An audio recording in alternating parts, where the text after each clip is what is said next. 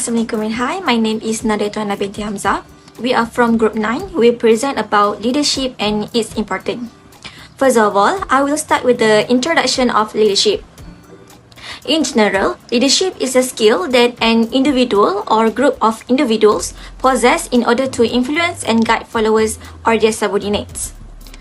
A leader will motivate, inspire, and help a team to be the best version of themselves, develop their skill, and achieving goals along the way. This process carried out by leaders by putting their leadership qualities such as their belief, ethics, character, values, knowledge, and abilities into it. While leadership in psychology regarded as a process, not as a static attribute or trait, which it can be explained through a situational approach. In a situational approach, stated that leadership is a process of social influence which one person has capabilities to get help and support from others in the accomplishment of a certain task.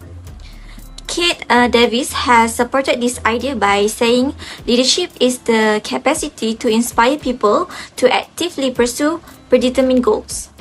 The human element is what brings a group together and drives it toward its objective. Moreover, the concept of leadership is defined by many scholars. One of it is Sigmund Freud. The idea of Freud is leadership was known as Freud's group psychology. His ideology highlights the importance of leaders as it is leadership that holds groups together as the members of each group experience an intense emotional tie to their leader and also to each other. Therefore, Freud thought that a leader must be strong, well-spoken, and bright in order to have influence in a group. Hence, individuals in a group will sacrifice their own selfish interests in order to devote themselves to the interests of a leader who in return, a leader will offer unconditional love towards the group. Okay, in the past, leadership scholars believed that intelligence, charisma, and other personality attributes were essential for great leaders. These scholars believe that effective leaders have natural abilities to intimidate subordinates and instruct them to do the tasks that will give them excitement and motivation or ensuring compliance. However, in recent years, the new psychology in leadership is more to leadership performance, in understanding the values and opinions of subordinates rather than practice absolute authority. Transformational leadership is leadership style that places emphasis on change and transformation. Leaders who adopt this approach strive to inspire their followers and achieve more than they ever thought possibly by tapping into their individual potential. This type of leadership can be extremely effective in organizations that are looking to making major change of transformation. In addition, transactional leadership that relies on reward and punishment. This leadership style has a clear emphasis on structure, assuming individuals may not possess the motivation need to complete their tasks. With this reward-based system, a leader set out clear goals or tasks for their team. The last but not least is laissez-faire.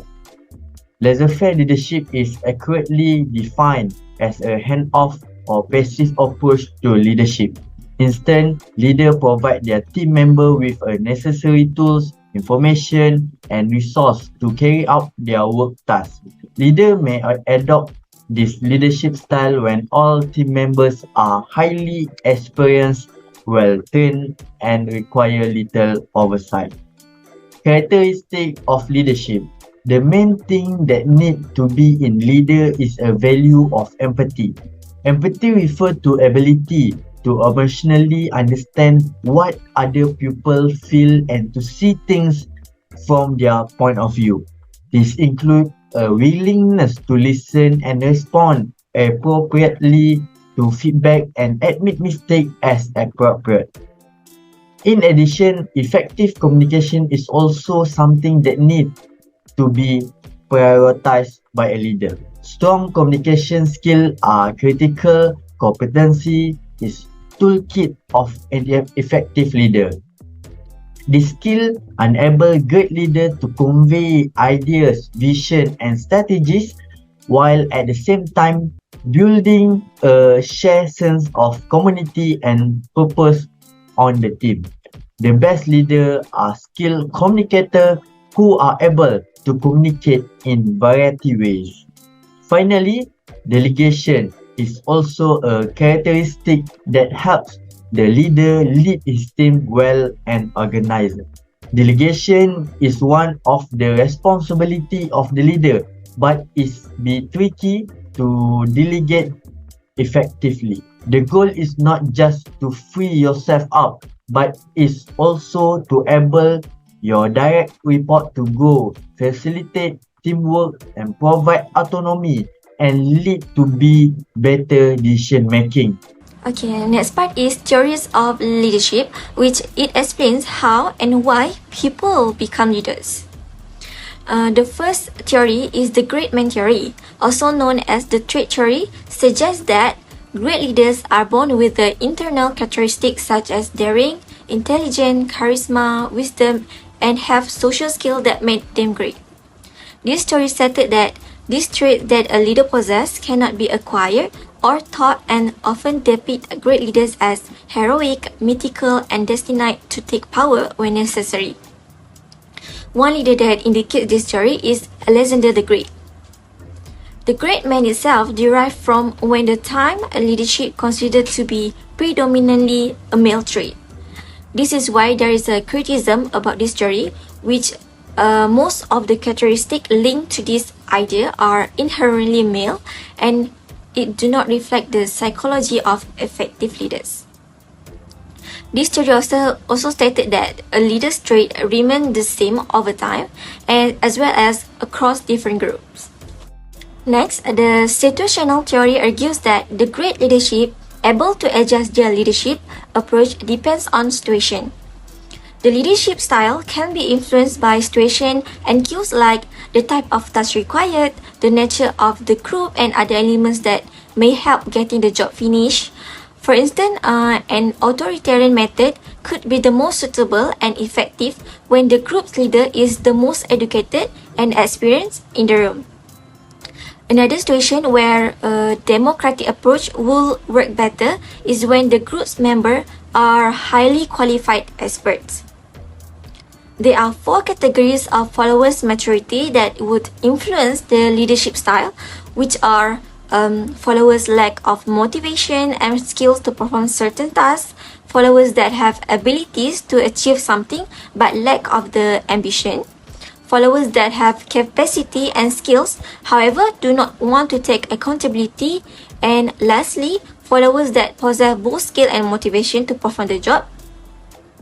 Hence, based on this theory, a leadership style could be different depending on situation and the maturity of the followers which a leader finds it suitable in order to make them work efficiently. Lastly, management theory, also called transactional leadership. Management theory is a system of rewards and punishment that usually implement in business corporate as well as concentrate on the function of supervision, company and teamwork performance. For example, when employees perform their job well, they will likely to get rewards for their hard work, either in form of monetary or non-monetary. While those employees who done their job poorly, they will get a punishment instead, such as get extra paperwork. This kind of leadership is effective methods to lead people because positive reinforcement can directly motivate and encouraging them to do well in job, but it can be also perceived as lazy leadership style. Nevertheless, there are still criticism towards this theory as they said punishment and consequences may lower employees' morale and lead to negative effects on the business. Experiment about leadership. The most experiment in the field of leadership is the Quan Lewin leadership experiments. Quan Lewin worked on a few leadership experiments in United States together with Ronald Limpet and Ron White. The experiment took place in 1938 and 1939 and involved 10-year-old children being studied in a different setting.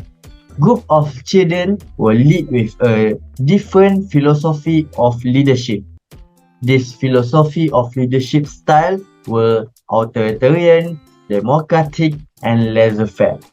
The conclusion of the Lewin leadership experiment is when the group using democratic leadership lost its leader, the productivity dropped from 50% to 46%.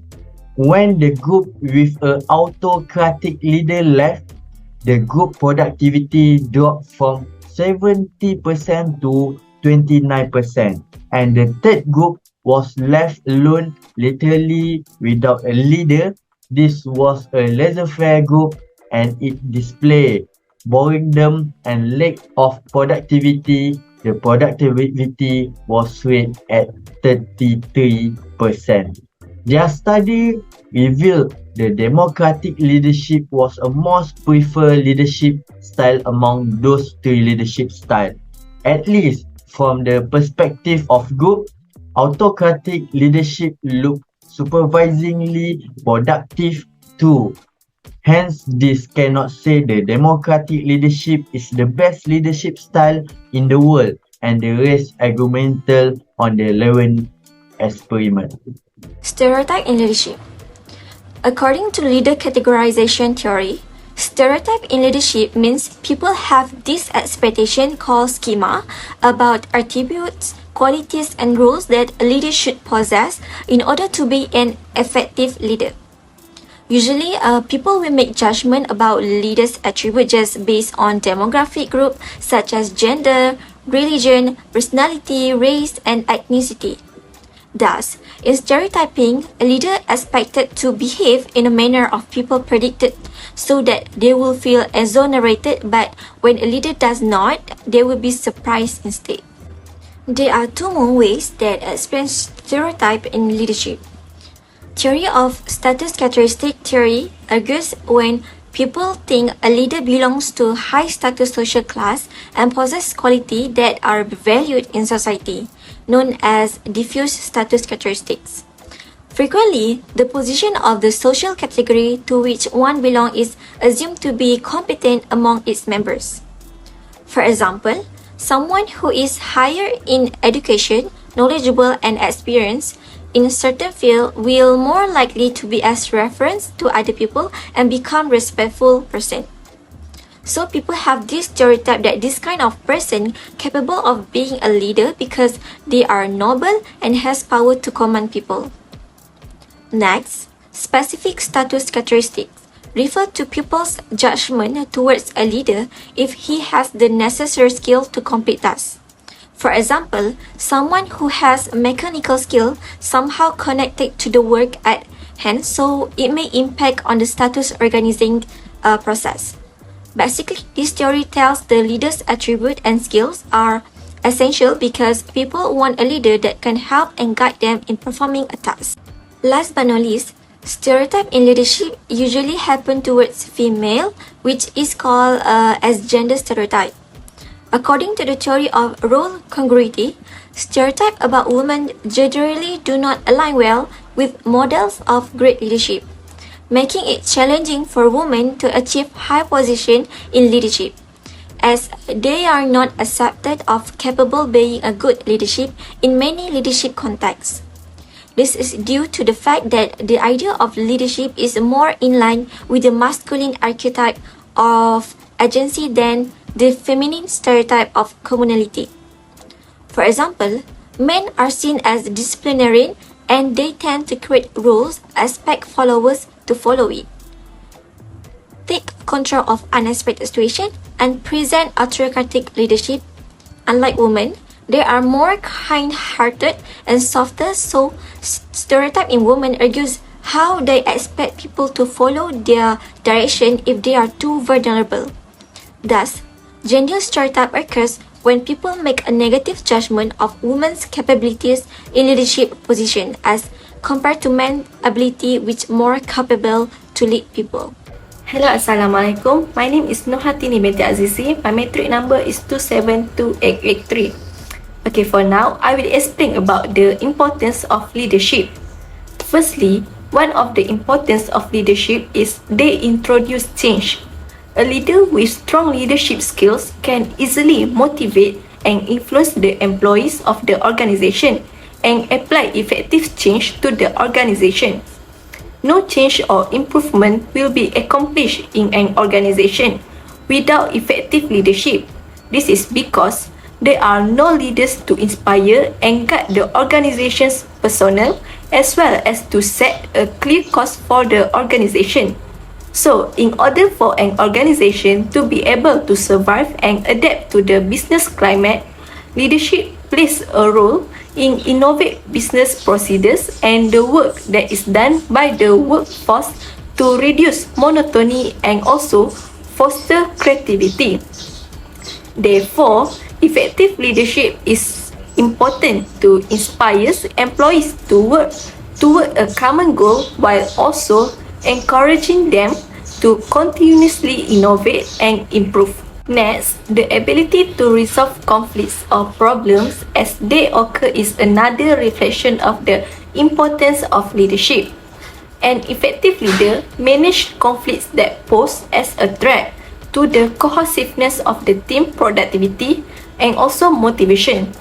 There are several tools that effective leaders use to manage conflicts, such as first, avoiding. That means avoiding disputes that arise, but not all confrontations can be avoided.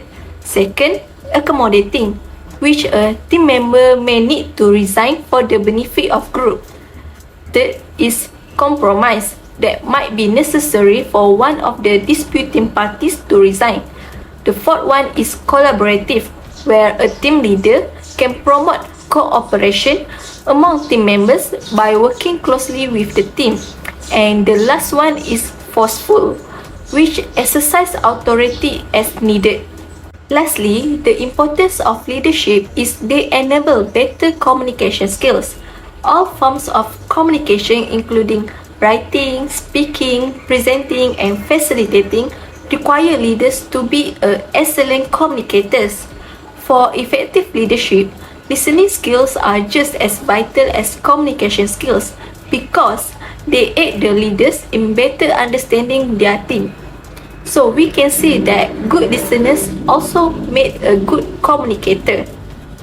So as a result, they will gain the employees' trust, who then open up to the leader about their concerns, opinions, or issues. Hence, effective leaders are extremely aware of the fact that speaking and listening with understanding are the two essential components that make up a successful communication process. Okay, next, I will continue with the challenge of leadership and its solutions. So, the challenge of leadership can be divided into three categories. First, those that are external, caused by other people or situations. Second, those that are internal, resulting from the leader himself. And third, those that caused by the nature of leadership role. Okay, first, I will talk about the external, that caused by other people or situations. So, some common external problems that can arise in an organization is such as a lack of financing and other resource, opposition from community forces, and also interpersonal issues inside the organization. To some parts, a leader's effectiveness is determined by his or her ability to manage the steady stream of crises and minor annoyance that pose as a threat to the group's objective. So, for example that we can take is if there's any philosophical differences among staff members, it's necessary for a good leader to acknowledge first and discuss about it for the solutions. And without any finger pointing, it can result in an interchange of ideas rather than insults and hostility. Next, the second one of the challenge of leadership is internal, that resulting from the leader himself. This challenge could be impatience, insecurity, fear, or a lack of confidence. So, for example, insecurity is one of the most prevalent personality qualities that effective leaders need to overcome or manage. They always prevented from taking the initiative, from following their vision, and from feeling like leaders by that kind of insecurity. However, it can be handled by paying attention to how other people react to the ideas, plans, and viewpoints. Instead of talking, the leader need to listen more. Hence, identifying the traits that might restrict their capacity for leaders can help to overcome these leadership obstacles and become the leader the team needs. So last but not least, the nature of leadership role can also be challenging for most leaders. They can face challenges like inspiring others, oftentimes without seeming to do so, and preventing them from becoming complacent when things are going well. They must be cautious serving their group, its members, and all else that accompanies doing so. In other words, they must constantly act as leaders. However, an effective leader can take steps to maintain both of their sanity and competence by identifying those who are capable and dedicated to whom they entrust some of leadership responsibilities to feel less strained and make the team become stronger. So we come to the conclusion that the more effective coping mechanism an effective leader can develop to meet this challenge, the better of a leader they will be. So that's all from me and our group. Thank you.